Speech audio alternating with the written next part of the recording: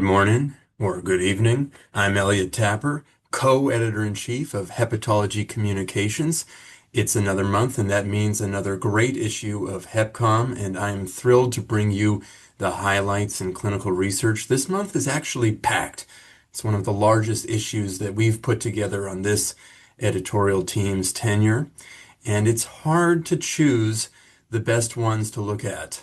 So I'm just going to list a few that I'm particularly excited about. First off, Stewart et al. From the group at University of Washington with Dr. Rotanya Carr, they developed an AI algorithm to detect MASLD earlier. And this is going to be critical when we're looking for case finding in hopes that we can intervene before patients develop complications. But how are we to intervene? Food is medicine. And Doge et al. Conduct a fascinating randomized trial comparing the age-old recommendation of the Mediterranean diet versus plain old low-fat diet. And it turns out that macronutrients in equals what really matters to patients with steatotic liver disease. And this randomized trial demonstrated that both interventions were equally effective at reducing liver fat content.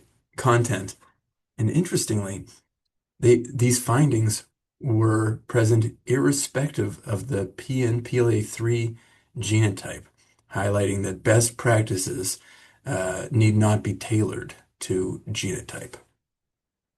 We don't want patients with advanced liver disease to develop liver cancer. And recently, there was an FDA-approved therapy that targets the liver-thyroid axis. So CornerUp and colleagues, using a very large database from Denmark, examine the hepatoendocrinology question about what happens to patients with low, high, or normal TSH levels. And it turns out that patients with cirrhosis and suppressed TSH levels are at much lower risk of developing liver cancer. And patients with high TSH levels are at higher risk. And as we start to pay attention to the broader endocrine consequences of this multi-system disorder, patients with cirrhosis probably need to have their thyroid levels optimized, and it further highlights roles for pharmacologic interventions. So we want to detect liver disease early. We want to intervene with diet. We want to optimize patients for the best outcomes. But unfortunately, many patients are admitted to the hospital with decompensated cirrhosis.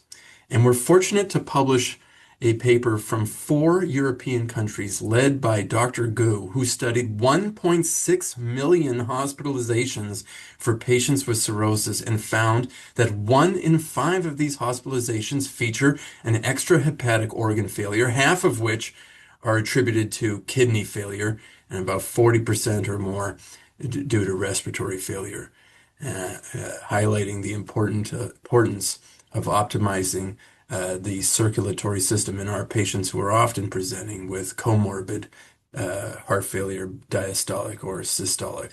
Tons of exciting work in this month's issue. I hope you take a look. These are just 4 of the best examples. All the best. Research led by Som and Genovese in this issue shows that interleukin-18 BP protein is elevated in the livers of patients and mouse models with MASH and positively correlates with fibrosis stages. Authors show that IL-18 BP is an immunosuppressive molecule which reduces inflammation and limits the progression of MASH. The liver is considered an immune organ which is important in defending against microbial infections. Bingal's team has written an excellent review on this issue, highlighting the antimicrobial functions of different cell types within the liver and the mechanisms of immune dysregulation in chronic liver diseases, leading to impaired pathogen clearing capacities.